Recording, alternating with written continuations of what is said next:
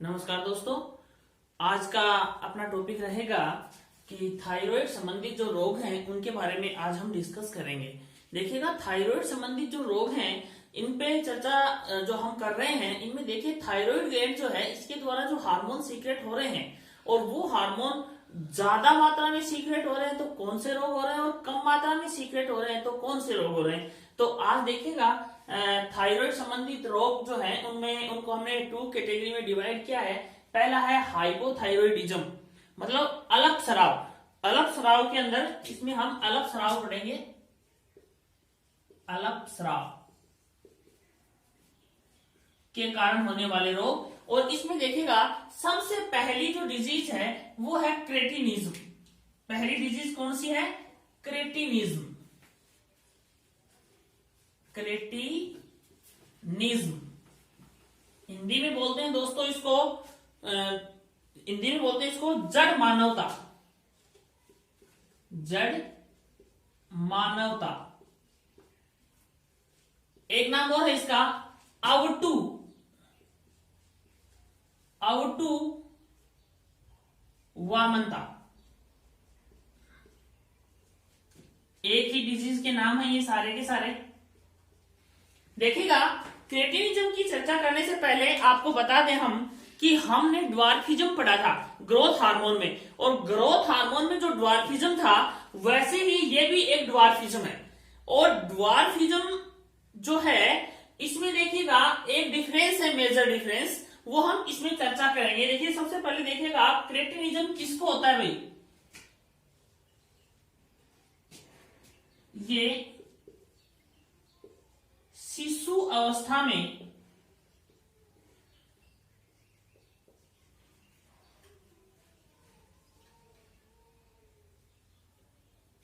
Thyroxine hormone के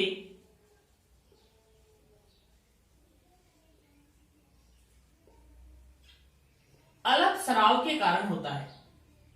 किस कारण होता है ये रोग?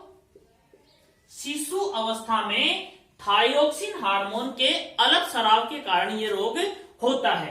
अब देखिएगा दोस्तों, इसका नेक्स्ट पॉइंट हम अगर करें तो इसमें इसके लक्षण क्या है, सिम्टम क्या है इसके? सिम्टम में देखिए सारे के सारे वे सिम्टम होंगे जो हमने ड्वार्फिज्म में पढ़े हैं। जो हमने जो ग्रोथ हार्मोन पढ़ा था उसमें जो हमने लक्षण पढ़े थे सेम है, लेकिन एक डिफरेंस है इसमें। वो डिफरेंस क्या है कि वो है मेंटल डिफरेंस। मेंटल के से रिलेटेड जो लक्षण है वो इसमें मिलता है, राइट। तो देखिएगा इसमें बालक बोना होता है,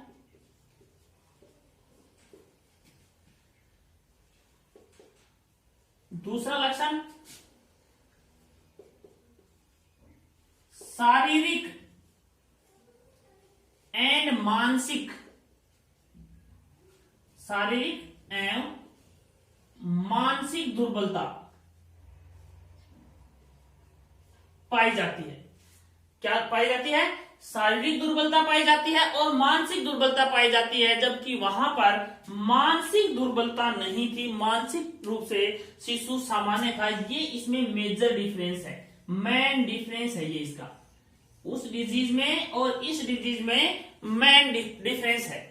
नेक्स्ट फीचर देखिएगा इसका, नेक्स्ट फीचर की अगर अपन बात करें तो ये है, ये बंधे होते हैं।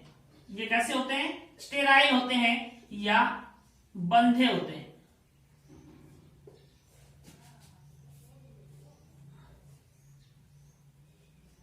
या जनन क्षमता कमजोर होती है इनकी।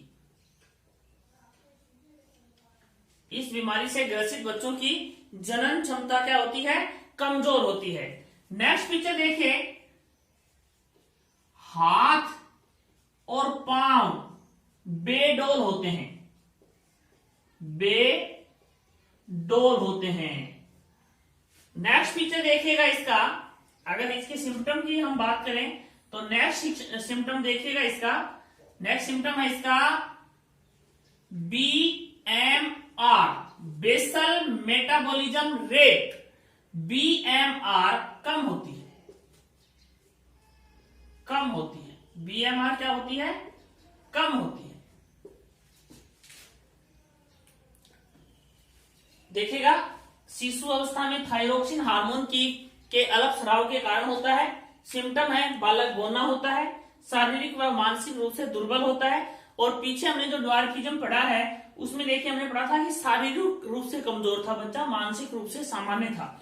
बंदे होता है या जनन क्षमता इसकी कमजोर होती है, हाथ पांव बेडोल होते हैं और बीएमआर क्या होती है, कम होती है।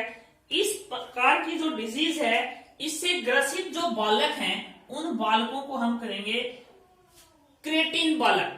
क्या कहेंगे, क्रेटिन्स बालक, क्रेटिन्स चाइल्ड। इस रोग से ग्रसित बालक को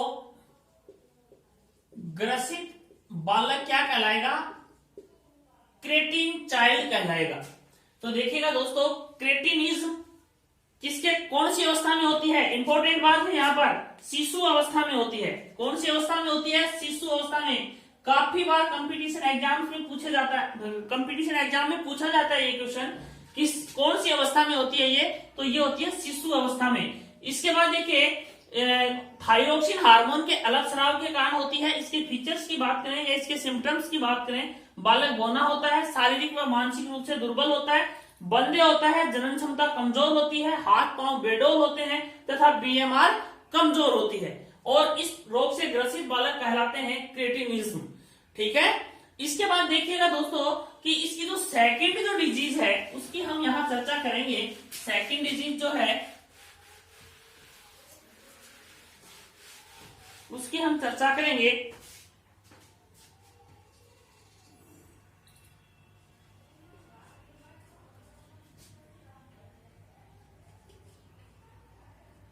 मिक्सिडीमा।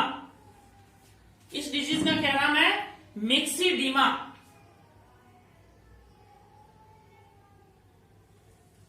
तो देखिएगा दोस्तों मिक्सिडीमा जो है ये किस अवस्था में होने वाला रोग है, तो सबसे पहले ये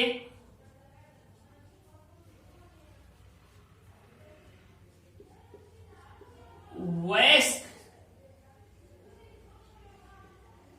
अवस्था में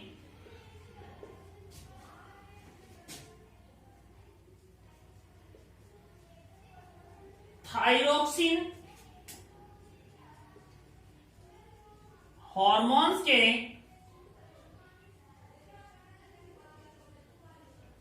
अल्प स्राव के कारण होता है, के अल्प स्राव के कारण होता है। किस कारण होता है भाई ये रोग, वयस्क अवस्था में थायरोक्सिन हार्मोन के अल्प स्राव के कारण होता है। इसमें देखिएगा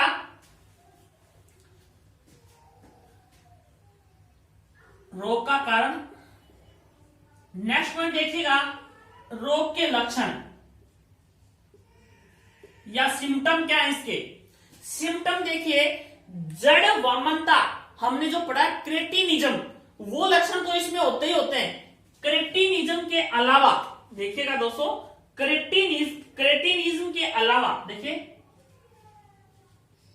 क्रेटिनिज्म के लक्षणों के अलावा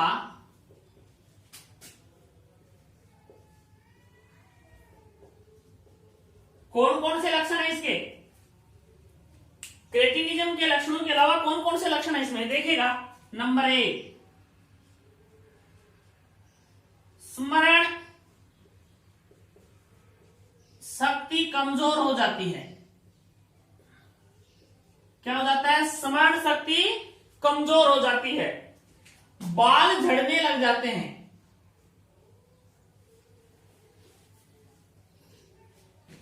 झड़ने लगते हैं। इसके अलावा इधर देखिएगा, इसके अलावा क्या क्या लक्षण है भाई, बाल झड़ने लगते हैं और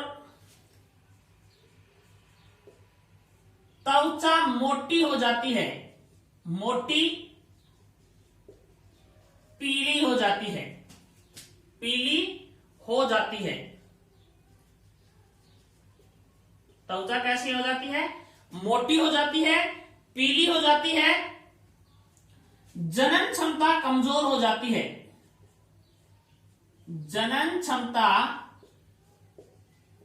कमजोर हो जाती है। क्या हो जाता है? जनन क्षमता कमजोर हो जाती है। तो इस डिजीज से निजात कैसे पाएंगे हम? कैसे पाएंगे? इसका उपचार क्या है?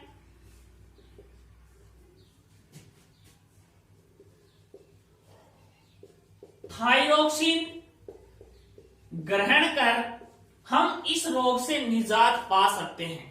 देखिएगा दोस्तों, इसमें मेन बात क्या है इस डिजीज के अंदर? देखिएगा, ये वयस्क अवस्था में होती है। सबसे इंपॉर्टेंट पॉइंट है इसका कि ये कौन सी अवस्था में होती है? वयस्क अवस्था में होती है। फिर थायरोक्सिन के अलग स्राव के कारण होती है। क्रेटिनिज्म के सारे लक्षण मिलते हैं इसमें, क्योंकि ये वयस्क में होती है तो क्रेटिनिज्म के तो सारे लक्षण मिलते ही हैं। इसके अलावा और कौन से? त्वचा मोटी हो जाती है, पीली हो जाती है, समन शक्ति कमजोर हो जाती है, बाल झड़ने लगते हैं तथा जनन क्षमता में कमजोर हो जाती है। इसके बाद देखिएगा दोस्तों, नेक्स्ट डिजीज जो है, उस नेक्स्ट डिजीज का नाम है, काफी बार सुना आप लोगों ने, गोइटर।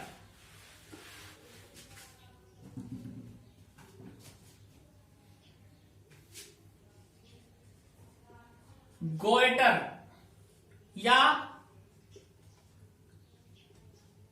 गलगंड या घेंगा।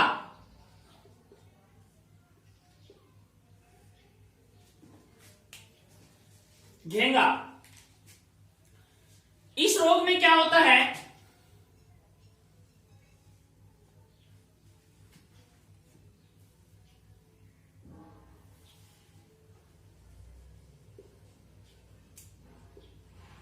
थायराइड ग्लैंड के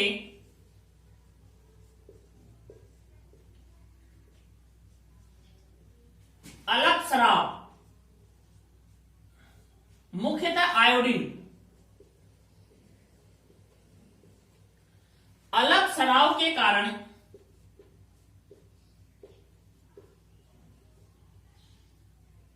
ग्लैंड या ग्रंथि फूल जाती है। फूल जाती है, जिससे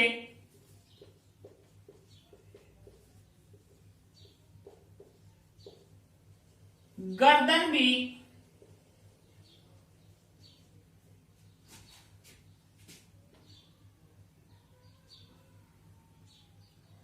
फूली हुई दिखाई देती है। देखिएगा, आयोडीन की कमी से के कारण ये ग्लैंड क्या हो जाएगी? फूल जाएगी। फूलने से गर्दन भी हमें क्या दिखाई देगी? फूली हुई दिखाई देगी। ठीक है, ये किसके कारण होता है भाई? आयोडीन की कमी के कारण होता है। और इसके उपचार के लिए क्या करेंगे आप लोग? इसका उपचार कैसे करोगे?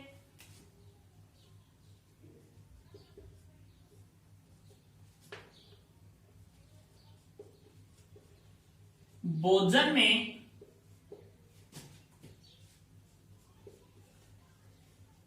आयोडीन ग्रहण कर। फिर एक स्पेसिफिक बात है इसके लिए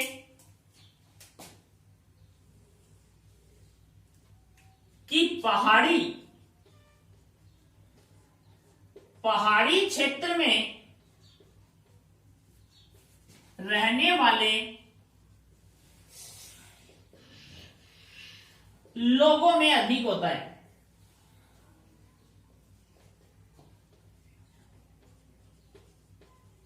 क्यों होता है? क्योंकि वहां पर आयोडीन की मात्रा कम होती है। अधिक होता है आयोडीन की कम मात्रा होने के कारण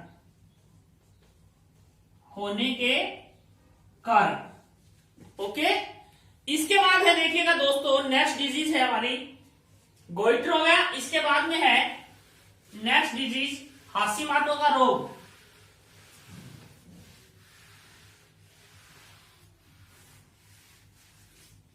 हाशीमोटो का रोग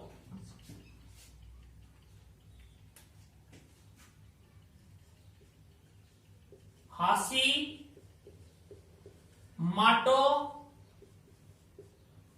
का रोग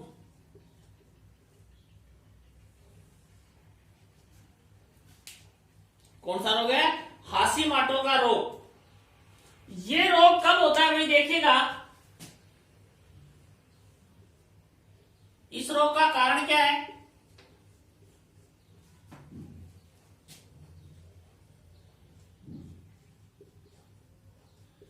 थाइरोक्सिन के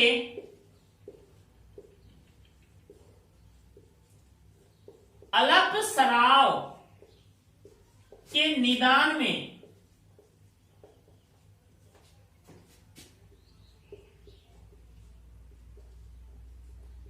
ली गई या ग्रहण की गई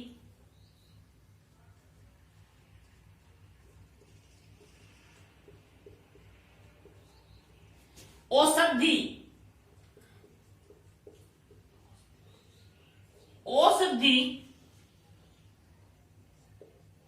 से उत्पन्न या एंटीजन से उत्पन्न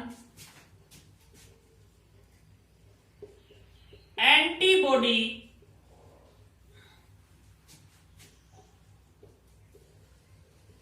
थायराइड ग्लैंड की सेल को नष्ट करने लग जाते हैं, नष्ट करने लग जाते हैं। देखिएगा दोस्तों, हाशीमोटो का रोग किसे कहेंगे? थाइरोक्सिन के अल्प स्राव के निदान में ग्रहण की गई जो औषधि है या जो एंटीजन हमने ग्रहण किए हैं, उनसे जो एंटीबॉडी प्रोड्यूस हो रहे हैं, वो एंटीबॉडी क्या करेंगे? थायराइड ग्लैंड की सेल को किल करने लग जाएंगे, उनको डिस्ट्रॉय करने लग जाएंगे। तो जिस कारण से हाशीमोटो का रोग हो जाएगा। ये खुद की ही जो एंटीबॉडी खुद को किल कर रही है, इस कारण से इसको थायराइड की आत्महत्या का रोग भी कहते हैं। इस कारण से इसको क्या कहते हैं? इस कारण इसको क्या कहते हैं? थायराइड की आत्महत्या, सुसाइड ऑफ थायराइड या थायराइड की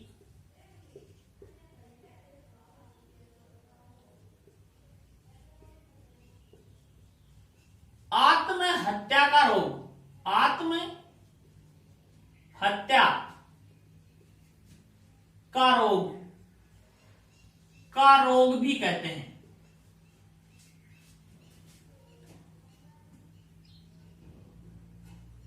ये अपने खुद के इम्यून सिस्टम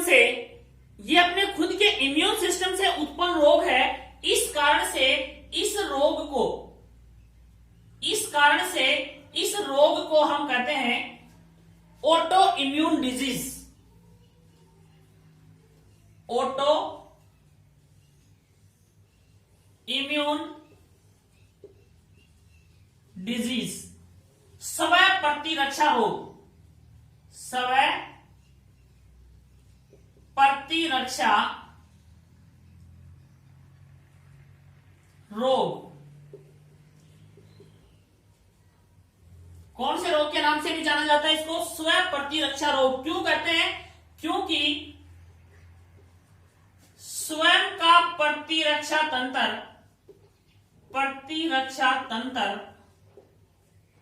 रोग का कारण है, रोग का कारण है। इस कारण से इसे स्वय प्रतिरक्षा रोग भी कहा जाता है। ठीक है। इसके बाद देखिएगा दोस्तों, ये थे थायराइड ग्लैंड के अल्प स्राव के कारण होने वाले रोग। इसके बाद हम पढ़ेंगे कि थायराइड ग्लैंड के अति स्राव से उत्पन्न होने वाले रोग। थायराइड ग्लैंड के अति स्राव से उत्पन्न होने वाले रोग देखिएगा अतिस्राव से हाइपर सीक्रेशन,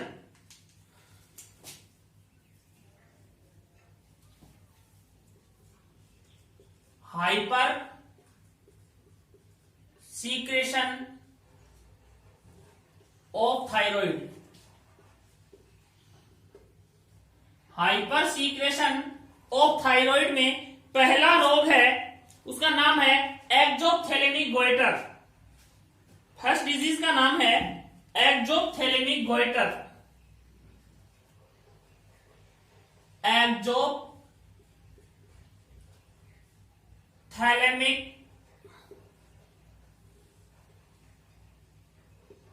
गोइटर, एक्जोप्थेलेमिक गोइटर, और इसको हिंदी में कहते हैं भाई नेत्रोसेधी, नेत्रो, फिर से नेत्रो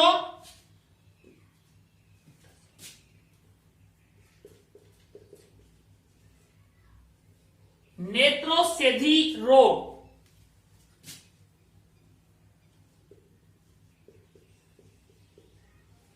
एक्जोप्थेलेमिक गोइटर की अगर हम बात करें तो दोस्तों देखिएगा इस रोग में क्या होता है कि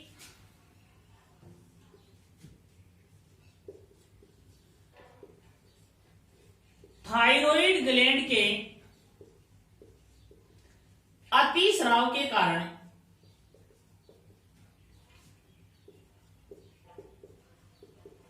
ये रोग होता है।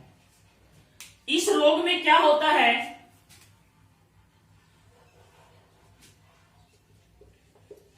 नेत्र गोलकों के नीचे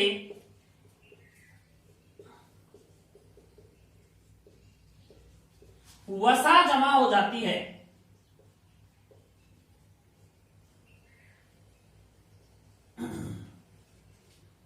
जिस कारण से व्यक्ति की जो नजर है जमा हो जाती है, जिस कारण से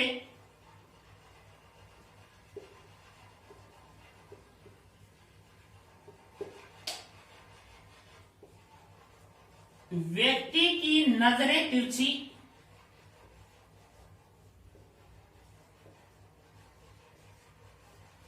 डरावनी, नजरें तिरछी व डरावनी घुरती हुई नजर आती हैं, एंड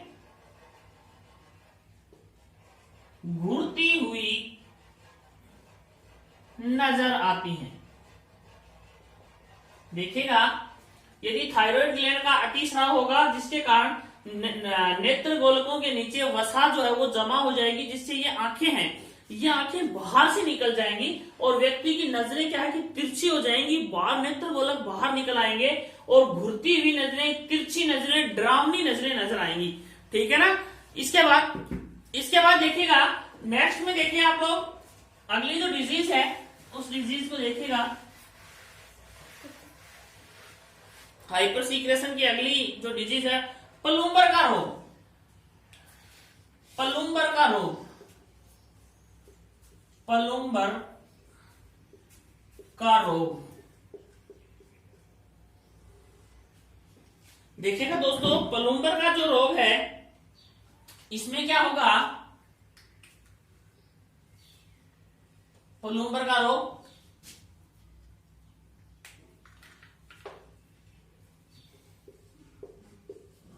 थायराइड ग्लैंड में जगह जगह पर गांठें बन जाती हैं,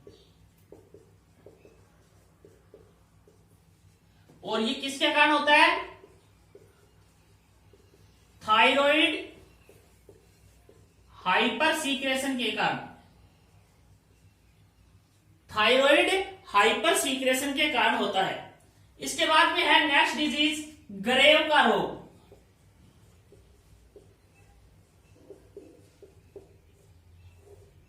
ये भी किसके कारण है, hyper secretion of thyroid, thyroid hyper secretion के कारण होता है। और इसके कारण इसका लक्षण क्या है, इसका लक्षण है कि ग्लैंड फूल जाती है या ग्रंथि फूल जाती है, ग्रंथि फूल जाती है। तो देखिए अतिस्राव के कारण 3 डिजीज पढ़ी है आप लोगों ने। फर्स्ट वन कौन सी थी? एक्सोप्थेलेमिक गोइटर, दूसरी प्लूमर का रोग और तीसरी ग्रेव्स का रोग।